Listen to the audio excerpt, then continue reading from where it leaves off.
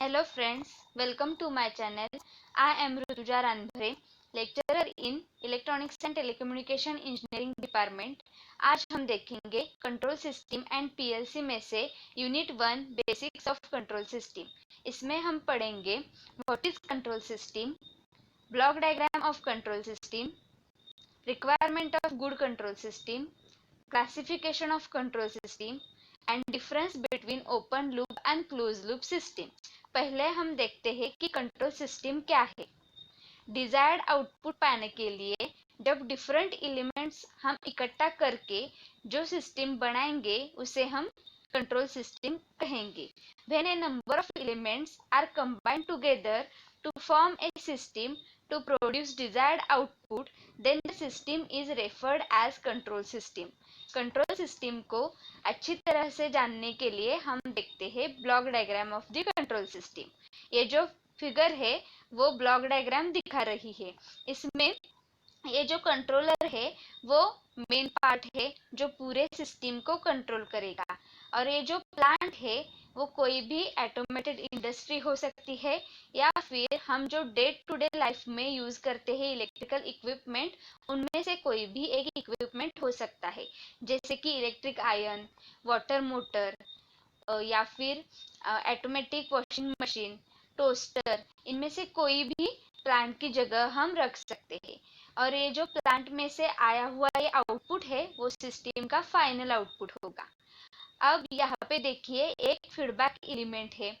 अब ये कंट्रोलर जो है ये प्लांट को कंट्रोल कर रहा है, और ये जिस तरह से कंट्रोल कर रहा है उसी तरह से हमें आउटपुट मिल रहा है या नहीं मिल रहा, ये बताने के लिए ये जो फीडबैक एलिमेंट है वो यूजफुल है। हमारे कंट्रोलर ने जो भी आउटपुट डिसाइड किया है वो मिल रहा है या नहीं मिल रहा, ये फीडबैक एलिमेंट हमारे कंट्रोलर को बताएगा। इस फीडबैक एलिमेंट का इनपुट जो है वो सिस्टम का आउटपुट होगा, और ये जो फीडबैक एलिमेंट सिग्नल जनरेट करेगा वो फीडबैक सिग्नल इसका आउटपुट होगा। अब देखिए ये जो फीडबैक सिग्नल है वो हमने एरर डिटेक्टर को दिया है, और दूसरा जो एरर डिटेक्टर का इनपुट है वो इनपुट सिग्नल है। अब ये जो फीडबैक सिग्नल और ये जो इनपुट है वो एरर डिटेक्टर में कंपेयर होंगे, और अगर हमारा आउटपुट डिजायर्ड आउटपुट नहीं है तो ये जो एरर डिटेक्टर है वो एक सिग्नल जनरेट करेगा, उस सिग्नल को हम एरर सिग्नल कहेंगे। ये जो एरर सिग्नल है वो हमने कंट्रोलर को एज ए इनपुट दिया है। अब जब ये एरर सिग्नल जनरेट होगा तो कंट्रोलर को पता चलेगा कि हमारा जो आउटपुट है वो डिजायर्ड आउटपुट नहीं है। तो इस आउटपुट को कंट्रोल करने के लिए कंट्रोलर जो है वो different types of signals generate करेगा, उसे हम एक्चुएटिंग सिग्नल्स कहेंगे। इस तरह से हमारी जो कंट्रोल सिस्टम है वो वर्क होगी। अब हम देखते हैं कि गुड कंट्रोल सिस्टम के रिक्वायरमेंट्स क्या है। तो पहला रिक्वायरमेंट है एक्यूरेसी। कोई भी कंट्रोल सिस्टम जो है वो गुड कंट्रोल सिस्टम होने के लिए वो हाईली एक्यूरेट होनी चाहिए, यानी कि वो डिजायर्ड आउटपुट देने वाली होनी चाहिए। तो हाई एक्यूरेसी सिस्टम वो है जो इंटरनल और एक्सटर्नल चेंजेस होने पर भी हमें डिजायर्ड आउटपुट देगी, वो सिस्टम हाईली एक्यूरेट सिस्टम होगी। अब देखिए इन्वायरमेंटल चेंजेस की वजह से हमारा जो आउटपुट है वो थोड़ा सा चेंज होता है, और ये जो चेंजेस है उनकी वैल्यू जो है वो प्री डिफाइंड की हुई होती है। अगर हमारा आउटपुट इन प्री डिफाइंड वैल्यूज के बीच में चेंज हो रहा है तब हम हमारे सिस्टम को गुड कंट्रोल सिस्टम कह सकते हैं। हमारे सिस्टम की एक्यूरेसी बढ़ाने के लिए फीडबैक एलिमेंट और एरर डिटेक्टर हमने हमारे सिस्टम में लगाया है, तो हमारी सिस्टम जो है वो हाईली एक्यूरेट हो जाएगी और हमारे सिस्टम को हम गुड कंट्रोल सिस्टम कह पाएंगे। अब नेक्स्ट है सेंसिटिविटी। ये जो पैरामीटर है वो इम्पोर्टेंट पैरामीटर है गुड कंट्रोल सिस्टम के लिए। अब सराउंडिंग कंडीशंस की वजह से या फिर इंटरनल डिस्टरबेंसेस की वजह से हमारे जो कंट्रोल सिस्टम के पैरामीटर है वो चेंज होते रहते हैं। अब ये जो चेंजेस है वो चेंजेस हमें हमारे आउटपुट में नहीं चाहिए। हमारा जो सिस्टम है वो सिर्फ और सिर्फ इनपुट सिग्नल के लिए ही सेंसिटिव होना चाहिए।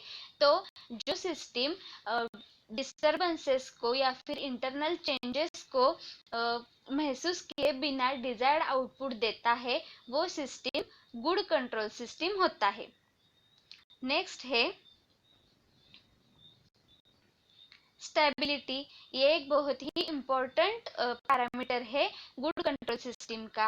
अगर हमने कोई भी बाउंडेड इनपुट सिग्नल हमारे सिस्टम को दिया है तो हमारा आउटपुट भी बाउंडेड ही होना चाहिए, तभी हम हमारे सिस्टम को गुड कंट्रोल सिस्टम कहेंगे।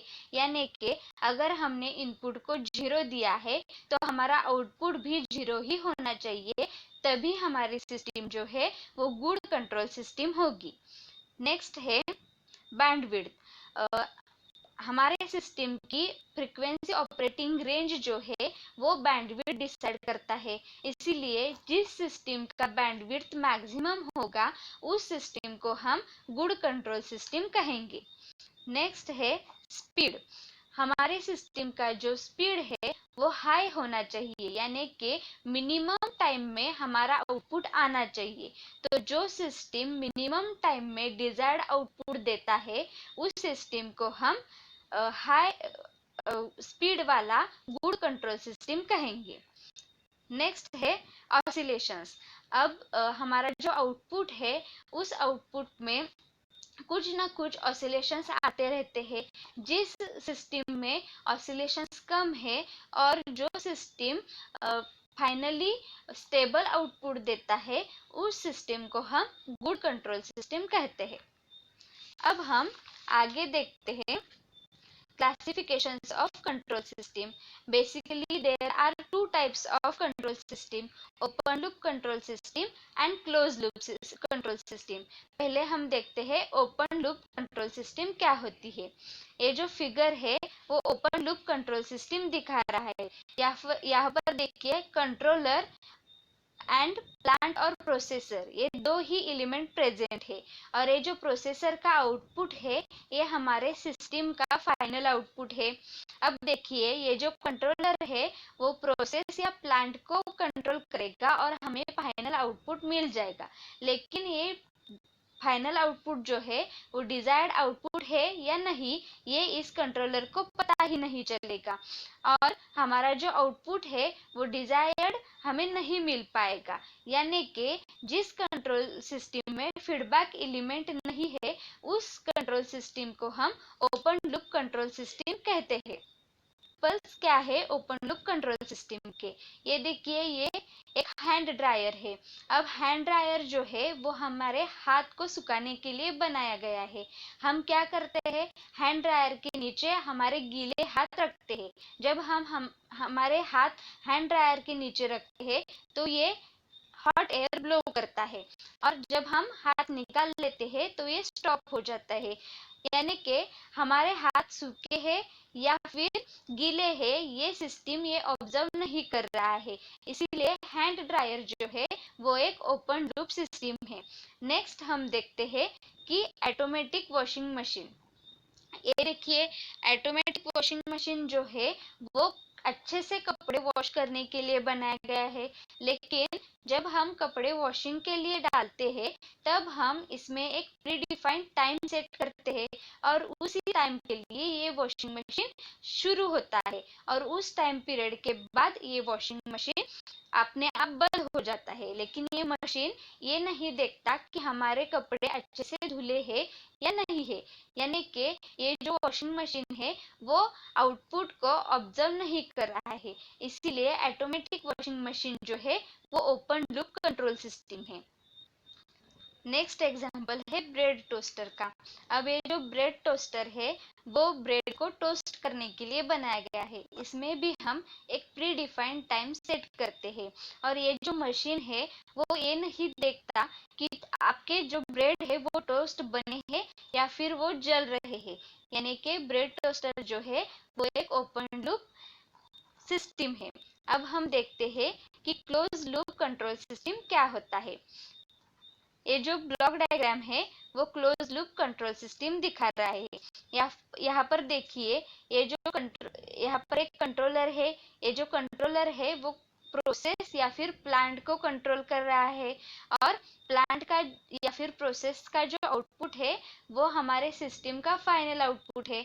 और ये जो आउटपुट है वो हमने फीडबैक एलिमेंट को एज ए इनपुट दिया है, और ये जो फीडबैक एलिमेंट है इसका जो इनपुट है वो हमने एरर डिटेक्टर को दिया है।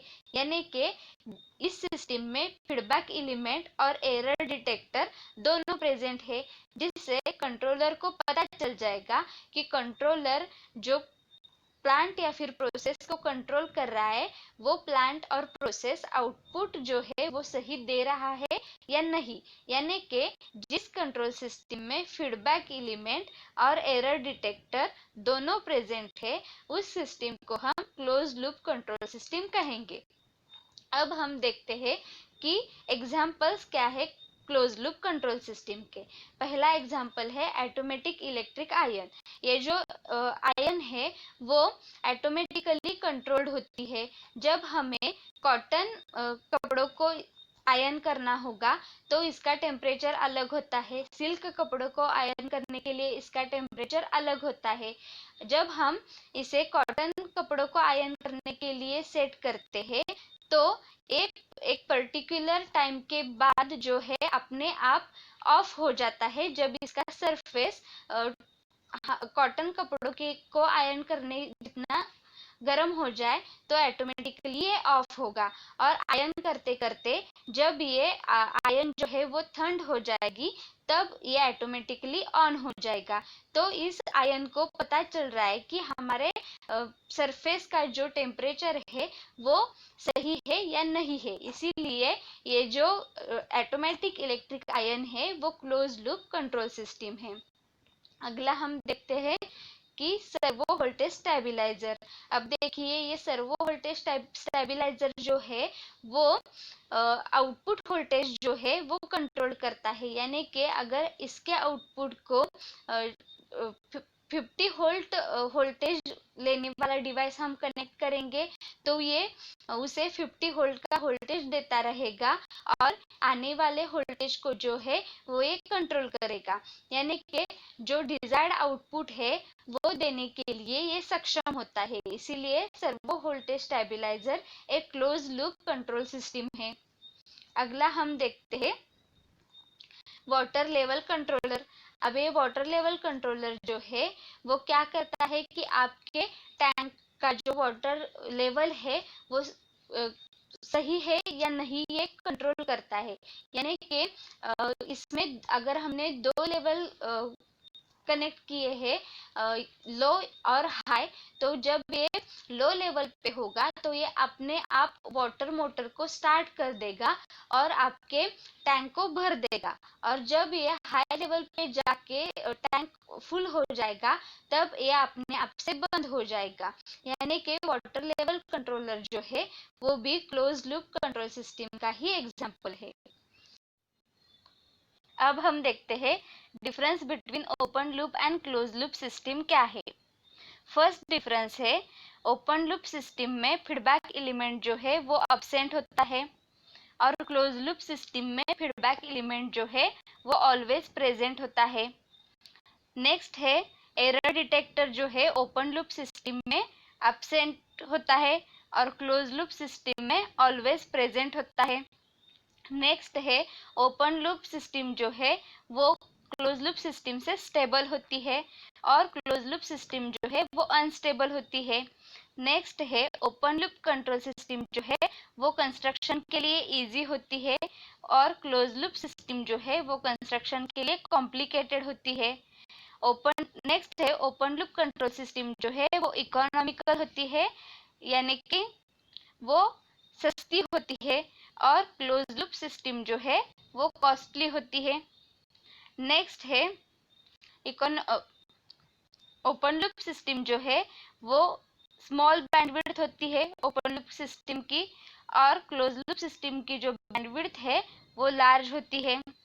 नेक्स्ट है इस ये जो सिस्टम है वो इनएक्यूरेट होती है और क्लोज लूप सिस्टम जो है वो एक्यूरेट होती है। नेक्स्ट है ओपन लूप सिस्टम के लिए मेंटेनेंस जो है वो लेस लगता है और क्लोज लूप सिस्टम के लिए मेंटेनेंस जो है वो ज़्यादा लगता है। नेक्स्ट है ओपन लूप सिस्टम जो है वो अनरिलायबल होती है और क्लोज लूप सिस्टम जो है वो रिलायबल होती है।